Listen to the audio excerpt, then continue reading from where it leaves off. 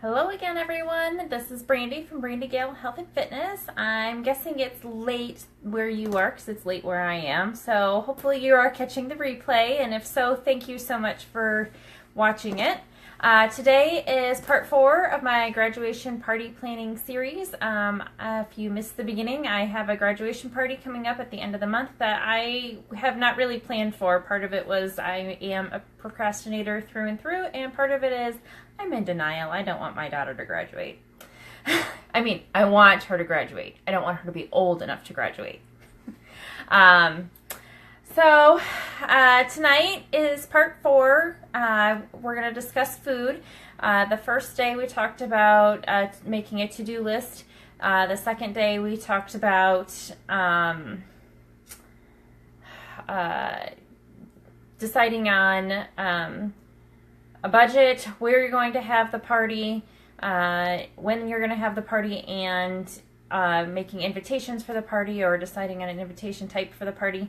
And yesterday we talked about displaying photographs and memorabilia.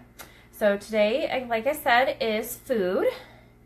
So the first thing you need to decide when it comes to food is your budget, is going back to your budget and making sure you have money budgeted for food. If you don't and you want to do just desserts or just simple cupcakes or cake or something like that, that is fine. That's perfectly fine. You doing whatever is best for your family. Tonight is going to be about planning for food for those of you that want to. For those of you doing just desserts, we'll be talking about desserts tomorrow, so come back tomorrow for that. So the first thing, like I said, is deciding on your budget, and then of course your next decision is, are you going to cater your party, or are you going to bring your own food?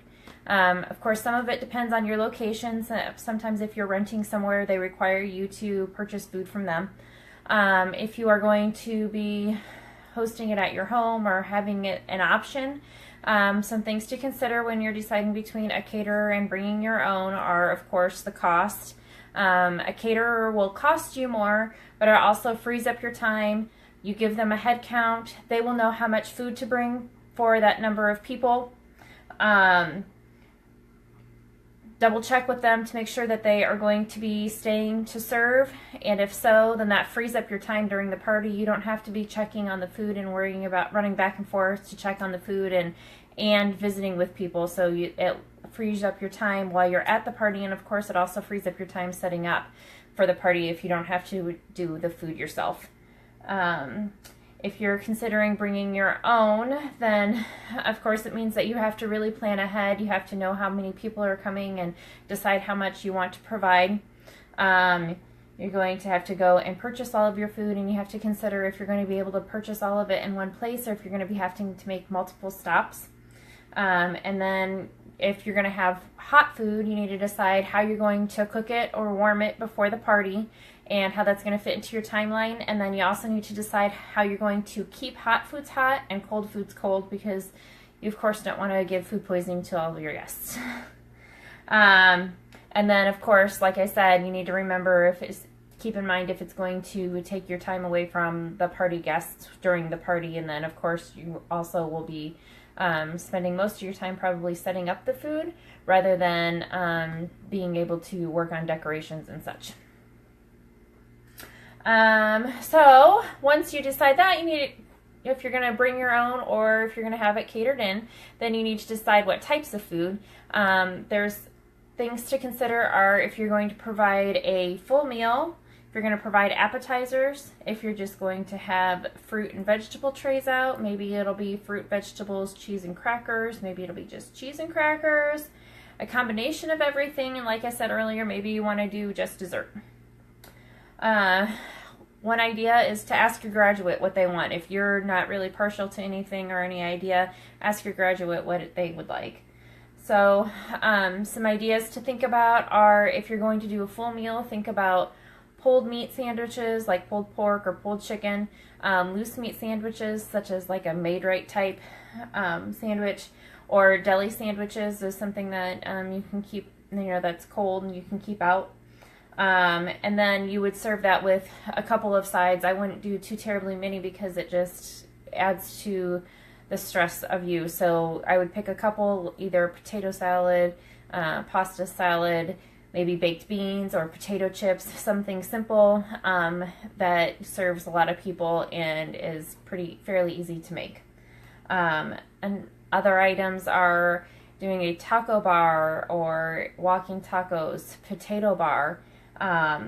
If you're thinking about appetizers, there's of course barbecue weenies and or barbecue smokies. Some people call them meatballs, egg rolls, bread with spinach dip or some other kind of filling substance dip that you can have. And